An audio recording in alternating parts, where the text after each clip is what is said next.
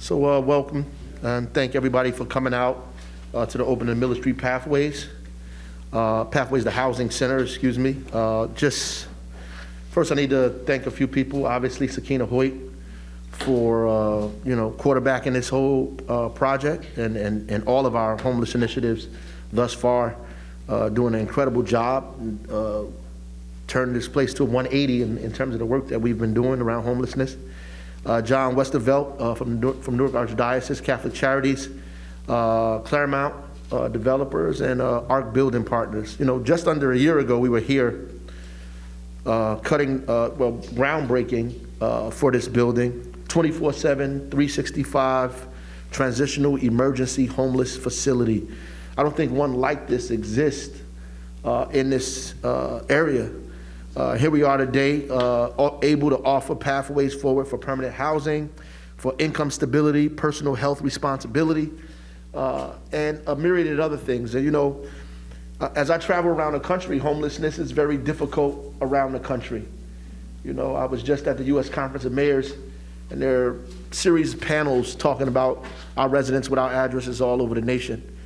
You see tents in DC, tents in San Francisco, tents in LA, blocks and blocks of tents, in fact, in LA, and many places. And I know around the country, people are struggling with trying to figure out, in the richest country in the world, how to deal with homelessness is almost an oxymoron that we still have to figure that out. But in Newark, we're trying to be as creative and innovative as possible to challenge these issues that are difficult ones and have been plaguing us for decades.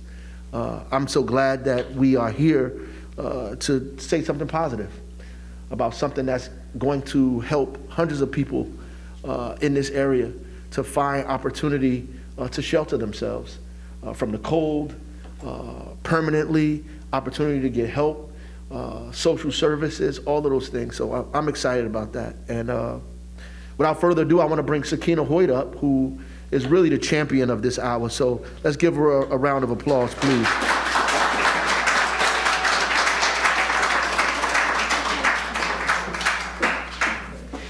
Thank you. Good afternoon, everyone. Thank you for joining us in celebrating the opening of our Miller Street Pathways to Housing Center. To Mayor Baraka, thank you for your consistent sense of urgency to address homelessness, and for making addressing homelessness a huge priority for your administration. We're excited about our partnership with Catholic Charities, the shelter management entity responsible for the day-to-day operations of the center, as this entity has decades of experience providing quality shelter services to our most vulnerable. The Miller Street Pathways to Housing Center is a state-of-the-art, low-barrier, 166-bed transitional center for men, women, and families. The shelter's priority target populations is the unsheltered and the shelter-averse populations. We will be additionally offering accommodations for the broader homeless. The center includes 44 women's beds, 84 men's beds, 21 code blue beds, and 17 beds spread throughout 7 suites, 2 of which will be specifically for isolation quarantine purposes, and 5 suites will be focused for emergent families. We also have a drop-in center for guests that are not yet ready to commit to shelter. We're excited about this transitional shelter facility because it's programmatic design, which is centered around low barrier shelter provision.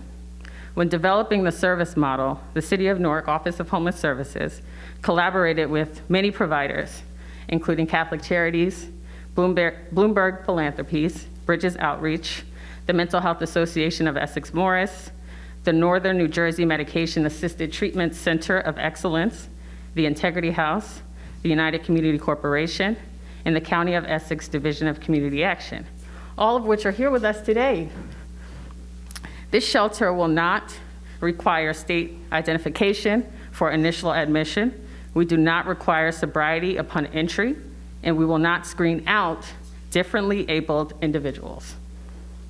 Our goal here at the center is to establish a service-oriented culture that creates a sense of welcome, comfort, and freedom for our guests to operate without angst. I'm so grateful to God that I've never had to experience homelessness. So I don't have firsthand knowledge of what it feels like to have to sleep on a sidewalk, or to figure out where my next meal is gonna come from, or to have to snuggle up with my personal treasures, and in some cases, my identification, to avoid street abuse or theft. What I do have is a keen understanding that those things are abnormal in a society like America, and the anxiety, fear, pain, and trauma that evolves from living in those circumstances do not just dissipate upon entry into shelter. We understand that it's absolutely critical that this center operates as a safe haven at entry, a place where individuals can decompress from their trauma caused by homelessness. It is at the point of entry where our guests will find that our screening practices and the barriers to entry are limited. Individuals will work to develop case plans with Catholic Charities case managers. They will identify housing targets with their housing navigators and work with the various agencies that I previously mentioned to address their whole person. We continue to collaborate with the Newark Housing Authority under Victor Cirillo's leadership to target housing vouchers to our most vulnerable residents. It is with these vouchers that Catholic Charities will work to transition individuals into permanency. Under Mayor Baraka's leadership, we have set out to reimagine the strategies used to reduce and end homelessness. We have collaborated with our community partners and stakeholders to create innovative projects like our North Hope Village, a transitional housing safe haven, for our chronically homeless residents. Our Making Housing Homes Challenge, where we partnered with developers to establish more than 100 units within housing developments specifically for our homeless residents with on-site services. And we continue to work to develop 2 additional North Hope Village sites within the next couple of months, while expanding our outreach efforts to ensure our community understands that we are here for them. This is yet another commitment from our honorable mayor to end homelessness, because it is simply absurd for our fellow neighbors to have to sleep on sidewalks. Thank you. Now I'll call up John Westervelt for Catholic Charities.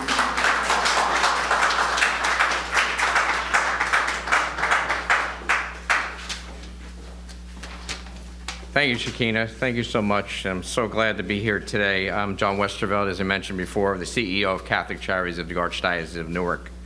I'd like to thank Mayor Baraka, the City Councilor, Claremont Construction, ARC, Shakina, and all her staff that we've been working for tirelessly for the last few months trying to get what you see today to a finished product.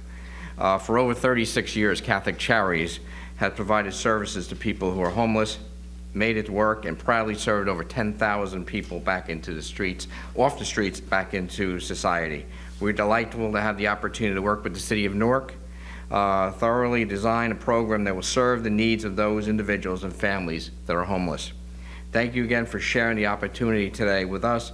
I know that this new facility is going to transform many people here today, and most important way, with the service people receive here at Miller Street Pathways Housing Services, to individuals to be able to transfer their lives, find stability, going back into the workforce, getting their health care and counseling they need, and facing the future with hope and dignity. Again, congratulations to all of our team who are here today, who have put this together, and look forward to working with all of you for many, many years to come. Thank you.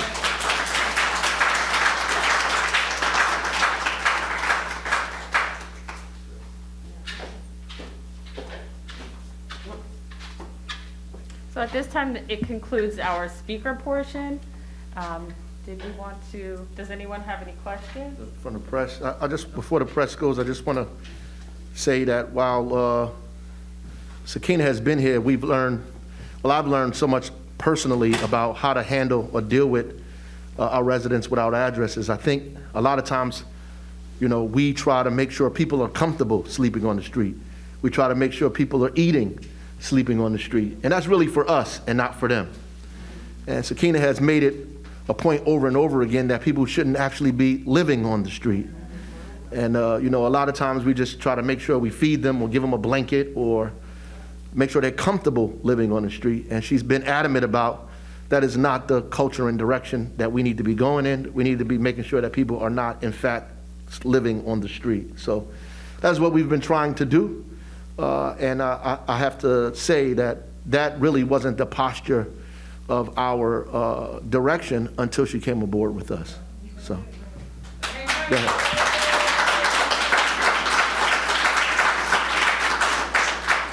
Press, yeah. Tom Lehman from Tap Into Newark. Now, when this project was first introduced, almost a year ago to be exact, obviously COVID has changed along with it. Have any different specs about the building from what you guys initially planned for changed to accommodate for all these, you know, obviously with the rapid changes with COVID? Yes, that's a really good question. So yes, we did incorporate isolation quarantine suites, which will be interchangeable, the 7 suites. And also we made sure that we incorporated more storage space so that in the event we needed to move beds out of the corridors, we would be able to do that to allow for more social distancing.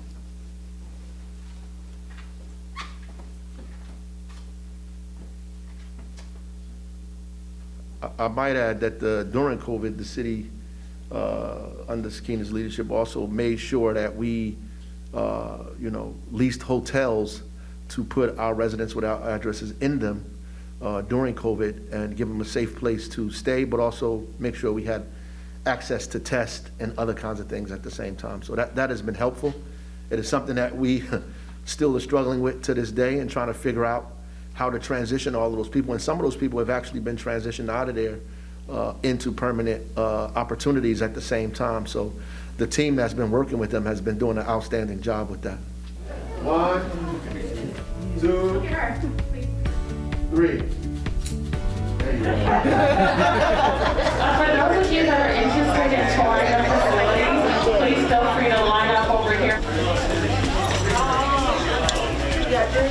And this is a family composition of 2 here. It could be couples, or it could be a mother and a child, or a father and a child. And they're all handicap accessible. This is one of the male dorms. There's 4 male dorms, but they all look just like this. Okay. Okay, so let me show you the kitchen area. We have to go, it's a very big place.